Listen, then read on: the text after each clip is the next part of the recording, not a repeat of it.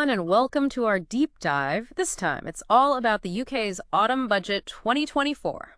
Absolutely. And this one is, well, a little bit special, right? It is quite a unique budget. Yeah. For a couple of reasons. Exactly. First Labour budget in over a decade. That's right. And the first one delivered by a female chancellor. Absolutely a lot of firsts. Yeah, a lot of things to unpack here. Yeah. So we're going to try to break it all down for you. Definitely. Especially the parts that might, directly affect your life and finances. Of course, the things that matter most to people. Exactly. Yeah. We're talking about changes to corporation tax, some interesting shifts in employment taxes, and even some unexpected areas like Sharia-compliant financing. Yes, this budget is certainly generating a lot of buzz. Yeah. I think what many people are finding interesting is that despite the UK facing some economic challenges, there weren't as many tax hikes as some had feared. Yeah, I was surprised too. Yeah. There was all that talk about increasing taxes on banks after they announced record profits. Right. But that didn't actually happen. It seems that lobbying from the financial sector might have influenced that decision. Interesting. It's a good reminder of the power dynamics that are always at play behind the scenes. For sure. But putting that aside for a moment, Yeah. one of the key announcements was the corporate tax roadmap, Okay. which seems to be designed to provide some stability for businesses. Ah, the roadmap. Yes. So what exactly does that entail? Right. Is it like a treasure map leading to tax breaks? Not quite a treasure map, Okay. but it does offer some valuable insights. Right. It basically outlines the government's plan for corporation tax over the next few years. Got it. The big news here is that the main rate of corporation tax will stay capped at 25% until 2029, Okay. which is actually the lowest rate among all the G7 nations. So is that a good thing? Well, What does that mean for the UK in the grand scheme of things? keeping corporation tax low is often seen as a way to attract businesses and encourage investment. The idea is that if companies can keep more of their profits, they're more likely to invest and grow, Right. which in turn could create jobs and boost the overall economy. Okay. That makes sense. Yeah, So it's not just about giving corporations a break, it's about trying to stimulate the economy as a whole. exactly. Gotcha. And to further encourage growth and innovation, the roadmap also maintains incentives for businesses to invest in research and development.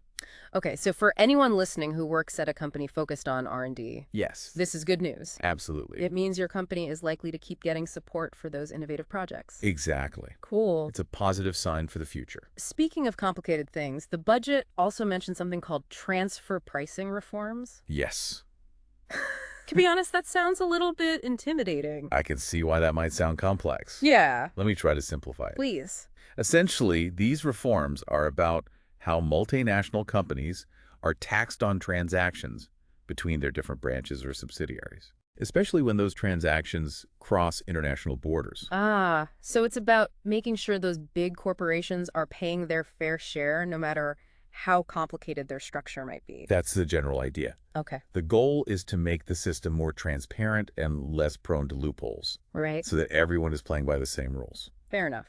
Yeah. So that's corporation tax covered. Yes.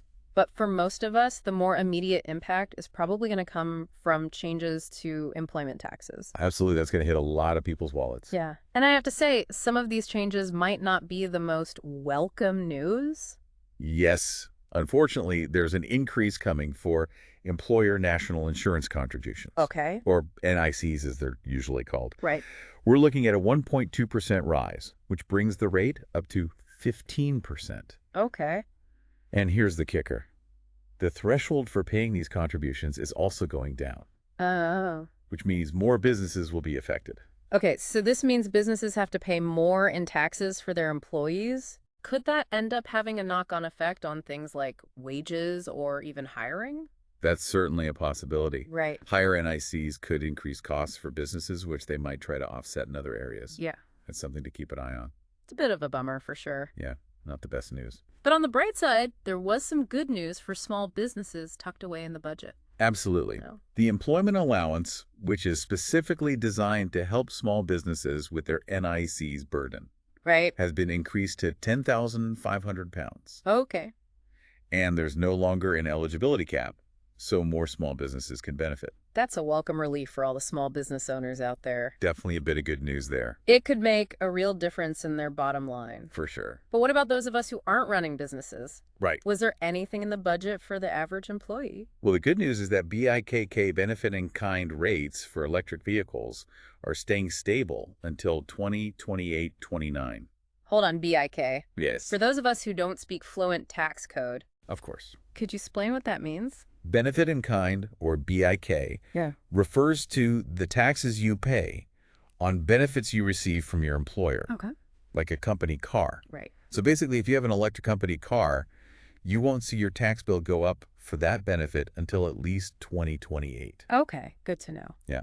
And after 2028? After that, we'll see some gradual increases in those rates. Okay. Also, something to keep in mind is that starting in 2026, Yes. all BIK will have to be reported through payroll. The march of digitalization continues. That's right. Everything's going online these days. It seems that way. But speaking of changes, the budget also mentions some new rules for umbrella companies. Yeah. It sounds like they're trying to make things a bit more transparent there. Yes, that's what. What's actually changing? With these new rules, Yeah. some responsibility for handling PYE, that's pay, Yeah. is you earn the system for deducting income tax and national insurance from salaries, Right. will shift for workers paid through umbrella companies. If there's a recruitment agency involved, they'll be responsible. Gotcha. If not, it falls on the end client. So are these good changes or bad changes? What's the bottom line for people working through umbrella companies? It's a bit early to say for sure, Okay. but the aim seems to be increasing accountability and transparency. Right. It could potentially make things fairer for workers and ensure that everyone is paying the right amount of tax. So a potential win for fairness in the system. Hopefully.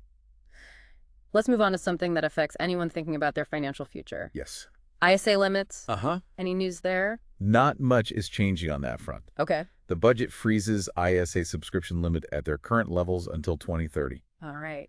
So if you're planning to max out your ISA contributions, there's nothing new to worry about. Got it. They've also decided to hold off on any decisions about that proposed British ISA for now. Okay. Status quo for ISAs. For now. But what about these CRF and CRS updates I saw mentioned in the budget notes? Those acronyms are enough to give anyone a headache. They do sound a bit daunting, don't they? Yeah. CRF stands for the Crypto Asset Reporting Framework, Okay. and CRS is the Common Reporting Standard. All right. Both of these are getting updates aimed at increasing transparency in the world of digital assets, especially cryptocurrencies. So is this the government's attempt to rein in the Wild West of crypto? In a way, yes. Okay. The UK plans to implement these updates by January 2026. All right. It's all about trying to get a clearer picture of what's happening in the crypto world and making sure everyone is playing by the rules when it comes to taxes. Makes sense. Yeah.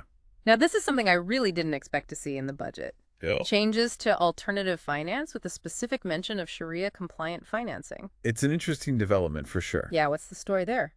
These changes, which come into effect immediately, aim to ensure that alternative financing arrangements, including those that are Sharia compliant, are treated fairly compared to traditional financing methods when it comes to things like capital gains tax, corporation tax, income tax, and the annual tax on enveloped dwellings. So it's about creating a level playing field no matter how you choose to finance something. Precisely. Okay. This reflects a growing recognition of the importance of diverse financial practices in the UK. Right. And aims to ensure that everyone has access to fair and equal opportunities. That's great to hear. It is. Okay, we've covered a lot of ground already. We have. But let's take a step back and think about the bigger picture. Yeah. What does this budget really mean for the average person like you or me? Right.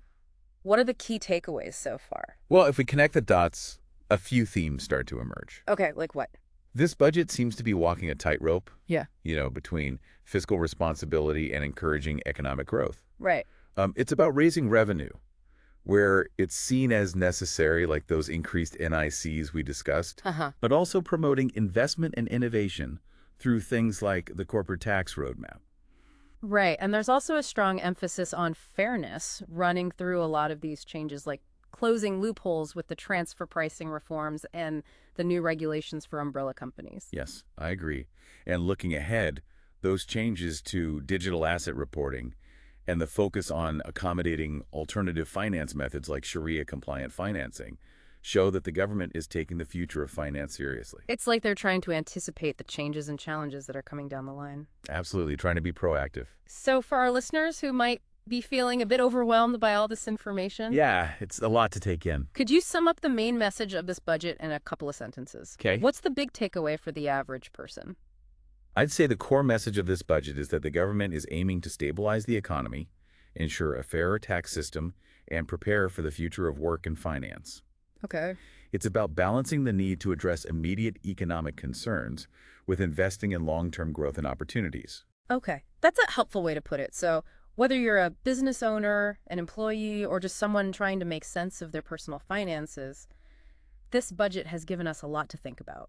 Absolutely. And remember, this deep dive is just a starting point. Right? We've highlighted some of the key changes and trends, but there's always more to explore. Right. Don't just take our word for it.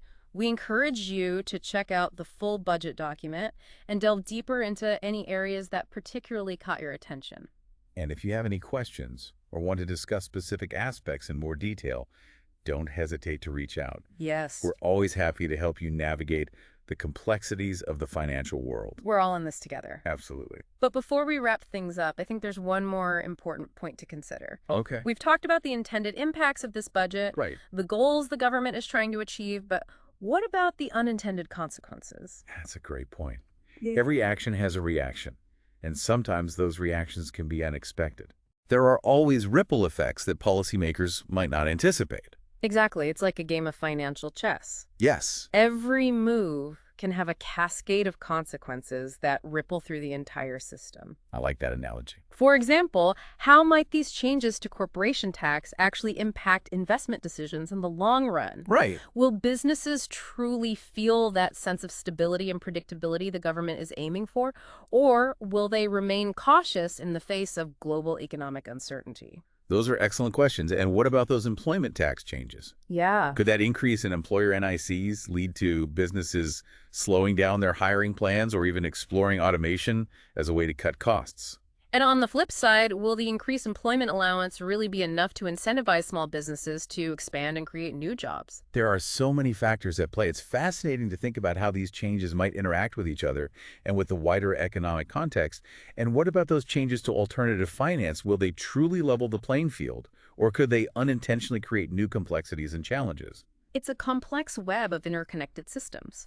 So for our listeners, as you delve deeper into this budget, we encourage you to think beyond the surface level. Yes. Don't just focus on the immediate changes, but consider the potential second and third order effects. Exactly. Think critically about how different players in the economy might respond to these new rules and incentives. Right. Look at the global forces at play and how they might intersect with these domestic policies. It's often in those unexpected ripples and unintended consequences that you'll find the most insightful and valuable lessons. That's a brilliant point. This deep dive has been a real journey, and I hope it's sparked a sense of curiosity in our listeners as well. Understanding the financial world isn't just about crunching numbers. It's about connecting the dots, anticipating the unexpected, and always asking, what if?